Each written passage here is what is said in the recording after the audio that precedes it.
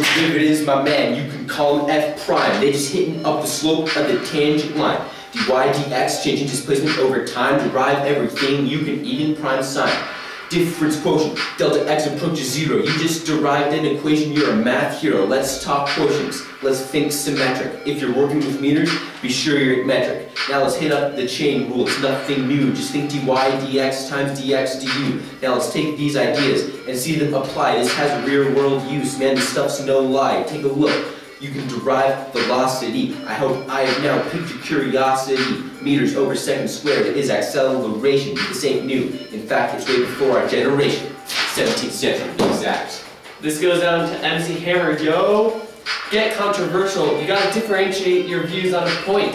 That way you imply continuity, so you know there's no disjoint. Have to derive the natural log of u. It's just one of u, like a one-up mushroom.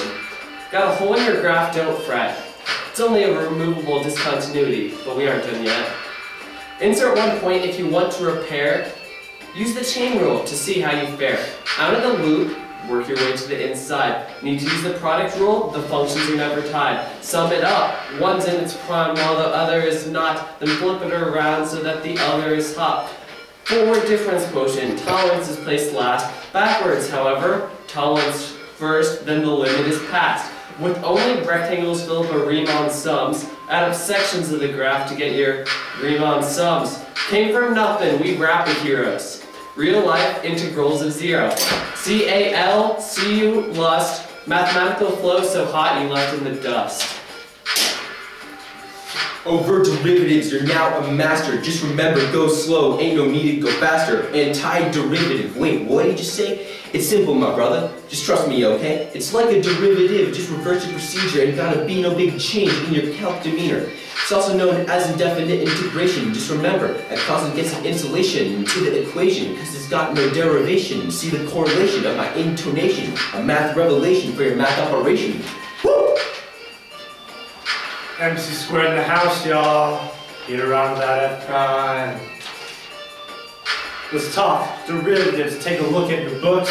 The amount of functions we derive is off the hook. Trig power, heck, even exponential. All of these are possible when you use a tangential. The first times the derivative of the second plus the second times the derivative of the first. Only the product rule quenches my calculus thirst. Derivative of sine is cosine, and derivative of cosine is sine. If y equals sine of x, then cosine of x equals y prime. At x equals 3, there is a point C. The derivative of the limit of the secant as x approaches 3. The derivative to sky is the limit unless the limit does not exist. Left approaches clouds, but right approaches mist. Implicit differentiation is not too complex. When deriving y, you simplistically do it with respect to x. Now integrals is something we should understand. In relation to notation, the function is integrand. Once you know the mean theorem, you'd be on a roll. His theorem says between intercepts there exists a slope 0. Riemann sums is an area that sums it all up. An infinite amount of rectangles, that's what's up. Take the point of the slope as the height, and you may observe that the area under the box is the area under the curve. The antiderivative, well, that's an integral, except it's indefinite. That means no interval. Now say you give it some bounds to give it relevancy. You ask, is that a type of integral? Most definitely. Oh wait, what comes next? I forgot my line. Let's instantly change the subject and take us back to prime.